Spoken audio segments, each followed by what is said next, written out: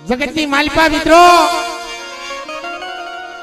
આશા સુરવીર કોને કહેવાય કે કા હાસા તનમન ને ધનથી માં ભગવતીની ભક્તિ કરી હોય કા કોઈ બેનું દીકરીઓની વારે આવ્યા હોય અને એની માલપા એના ધડ માથાથી મસ્તક પડી ગયા હોય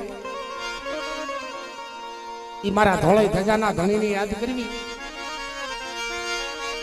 જેવી જોટાળી બંદૂકે રે રમે મારો પૂરો પૂરો રે